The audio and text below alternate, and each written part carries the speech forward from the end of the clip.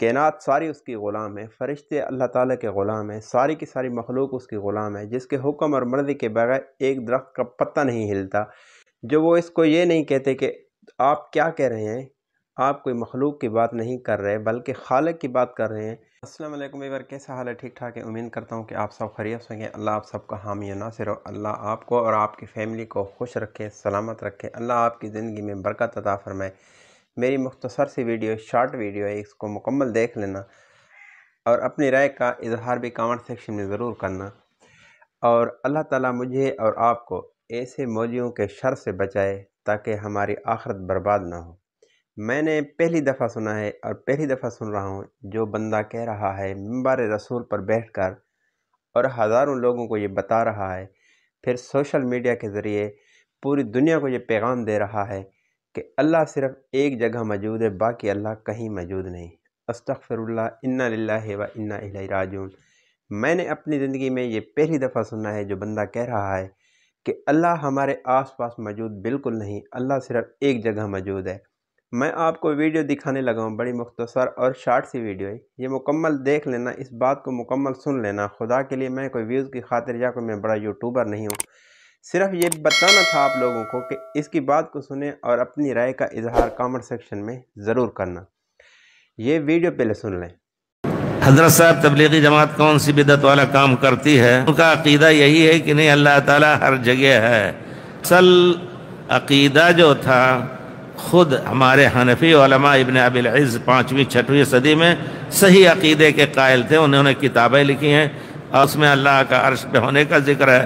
اور ابو مطیع بلخی نے پوچھا امام ابو حنیفہ رحمۃ اللہ علیہ سے، کوئی شخص سے کہتا ہے کہ ہم یہ عقیدہ نہیں رکھتے کہ اللہ عرش پر ہے، تو امام صاحب کہتے ہیں وہ کافر ہے۔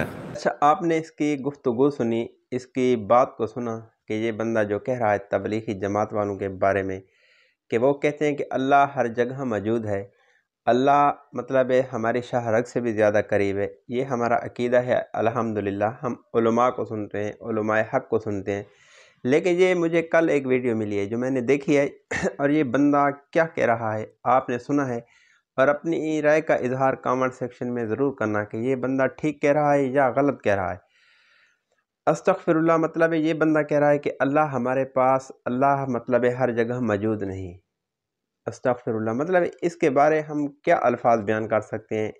ایسے الفاظ نہیں جو ہم اس کو جواب دیں، اور ہم جیسے ادنا لوگوں کی بات کہاں سنی جاتی ہے۔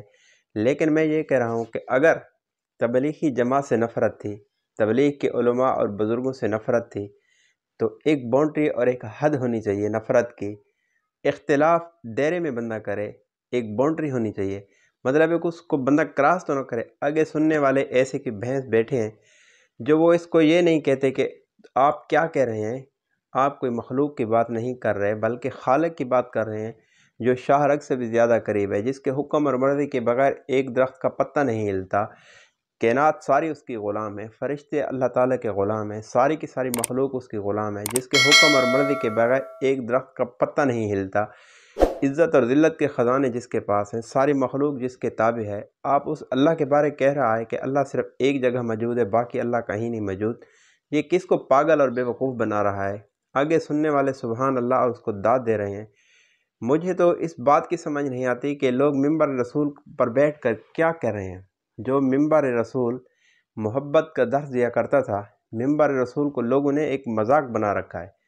یہاں تو ایک محبت اور جوڑنے کی مطلب بیان کیے جاتے تھے کہ امت آپس میں جڑ جائے اور پیار محبت کا پیغام دیا جاتا تھا، لیکن آج لوگوں نے منبر کو مطلب ہے کہ کس طریقے استعمال کیا ہوا ہے اور کیا استعمال کریں، مطلب اس قسم کی آگ برسا رہے ہیں، اس قسم کی نفرت برسا رہے ہیں۔ یار اختلاف ہوتے ہیں، علمی اختلاف، سیاسی اختلاف، کسی کی ذات سے اختلاف کریں، اس میں کوئی منع تو نہیں، لیکن اللہ تعالیٰ کے بارے میں ایسے الفاظ کہنا تو ہمارے پاس اور تو کچھ نہیں، بس اتنا ہی کہہ سکتے ہیں کہ انا للہ و انا الیہ راجعون۔ اللہ تعالیٰ اس کو کامل ہدایت عطا فرمائے۔ اللہ تعالیٰ مجھے اور آپ کو اور آپ کی نسلوں کو صحیح دین پہ چلنے کی توفیق عطا فرمائے، اور ایسے لوگوں کے شر سے اللہ ہم سب کی حفاظت فرمائے۔ بات اچھی لگے چینل کو سبسکرائب کرنا۔ اللہ سب کا حامی ناصر ہو۔